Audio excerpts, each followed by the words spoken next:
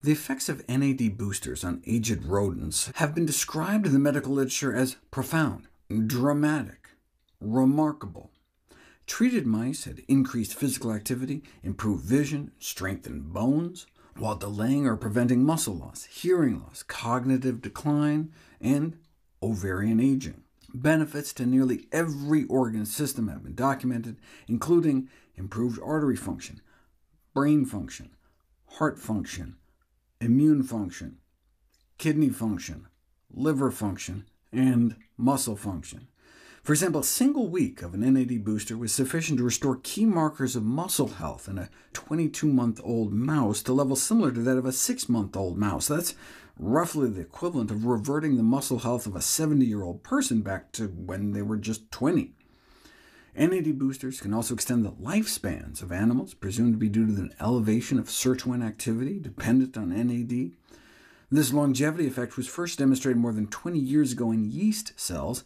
In overexpression of the genes involved in NAD synthesis extended replicated lifespans by as much as 60%. In the microscopic worm C. elegans, NAD-boosting compounds have been shown to extend lifespans by up to 16%.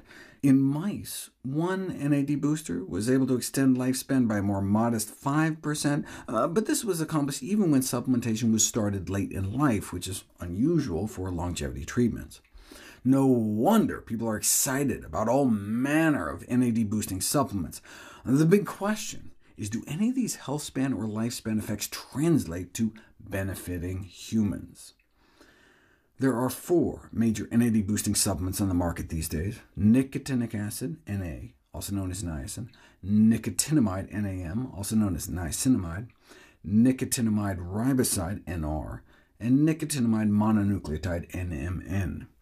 NAD can also be given directly, as well as its hydrogenated form, NADH.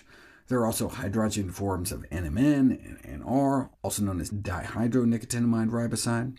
So there is quite the alphabet soup: Na, NAM, NMN, NR, NAD, NADH, NMNH, and NRH. And the body can also make NAD from scratch from the amino acid tryptophan. Given the critical nature of NAD, it is perhaps unsurprising that the body has so many different pathways utilizing a panoply of precursors. Converting tryptophan to NAD requires 8 steps, whereas Na, NAM, and NR can be turned into NAD in only 2 or 3 steps. NMN is a direct precursor of NAD, but when NMN or NR is taken orally, it appears to just turn into Na or NAM via rapid degradation in the bloodstream, or active conversion in the liver. So why take the more expensive NMN or NR if it's just going to end up as Na or NAM? But in bulk, Na or NAM would just cost pennies a day, versus more like $1 a day for NR or NMN. That would add up to hundreds of dollars a year for NR or NMN, compared to closer to only $5 for a whole year's worth of Na or NAM. But cost aside, what are the risks and benefits of all these NAD boosters? That's exactly what I'll cover next.